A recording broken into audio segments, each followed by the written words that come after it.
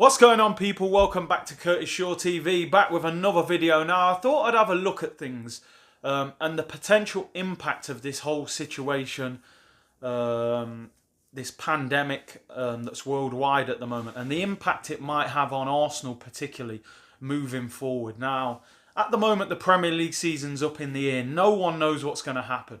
It's clear that because of the financial implications, that the Premier League are desperate to finish this season. Now, I was reading that Canal TV station over there in France are going to withhold hundreds of millions of pounds that they would have paid to the French League because the league probably won't be finished. So it's clear that the Premier League, with the deals with BT and with Sky and BBC, ITV, they will be desperate to finish this season.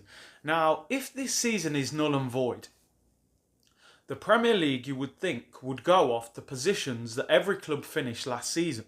Now, Arsenal finished 5th last season. Now, at the moment, Manchester City are banned. 2-year ban from the Champions League. Now, we know that's in the court of arbitration at the moment, and Manchester City are appealing that. Now, I think Manchester City will probably get that reduced to 1 year. But I think City will probably be banned next season from the Champions League. Rather than the 2 years, because UEFA wouldn't have given them a 2-year ban and fined them €25 million if they didn't have concrete evidence.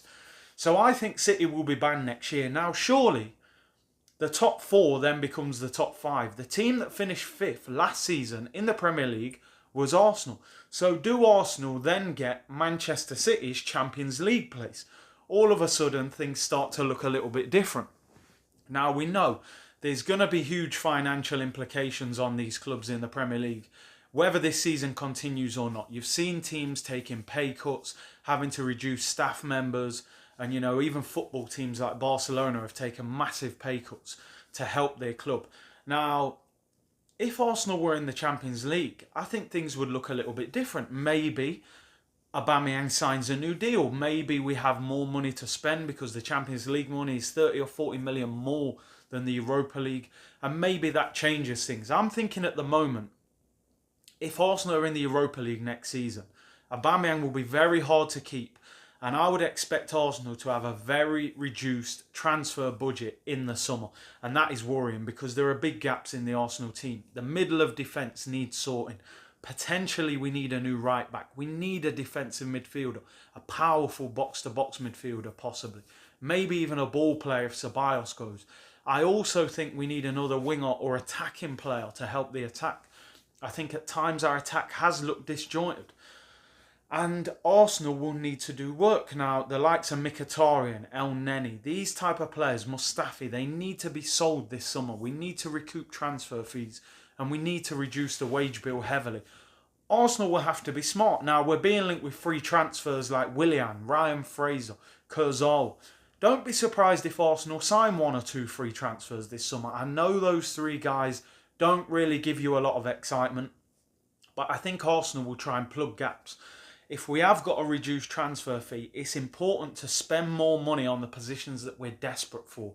We can't go and buy 4 or 5 top quality players at 30, 40 million pound each. It won't happen. We may have to bring in 2 free transfers and then go and spend 100 million on 3 players, while also selling 3 or 4 to recoup 40 or 50 million. That's how we're going to have to do it. We're going to have to be smart. For me, centre-back, I would be looking at Upamecano, Samuel Umtiti, Nathan Ake, Lewis Dunk. These are the type of guys I will be looking at.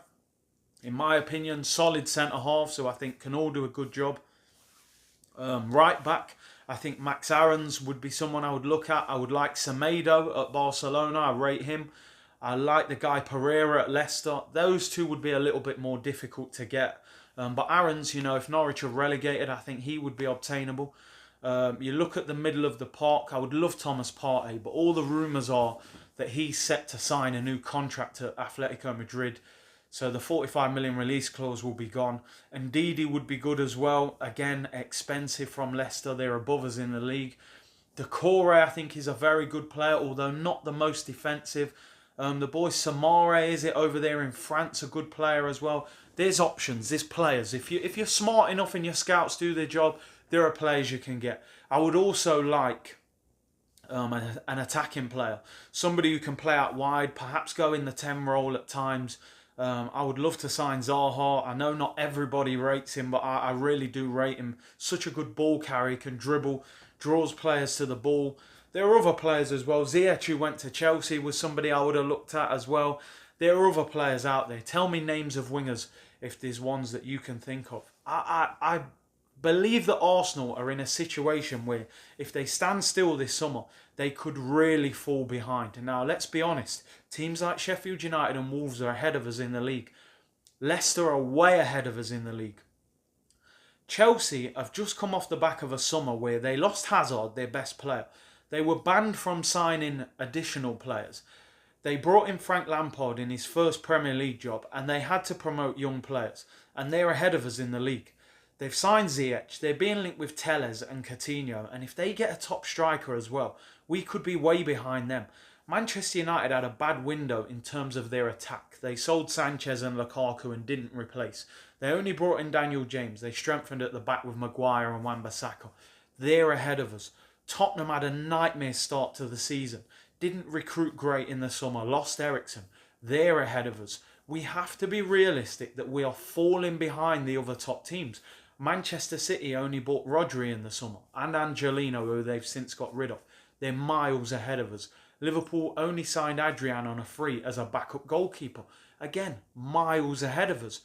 We spent £115 million in the summer and got worse. How does that happen, you know? If you spend 115 million, there should be vast improvement. So it shows we have to be smarter with our investment. We have to get the right players in the right areas this summer. Get a couple of bargains, like Martinelli, who was a bargain. Pablo Mari might be good. Saliba, I think, will be a bargain. But our recruitment will be so important this summer. I think Arteta has set us up in the right way. One or two things he needs to tweak, but the improvements will be there. But the proof's in the pudding. Will the Kroenkes back Arteta enough? And can Raul and Edu get the transfers right this summer? Let me know what you think. Big summer ahead. We'll see what happens with the rest of the season. Do you think we'll continue, or do you think it will be null and void? Can we make the Champions League by default? Who would you sign this summer? Let me know. I want a centre-back.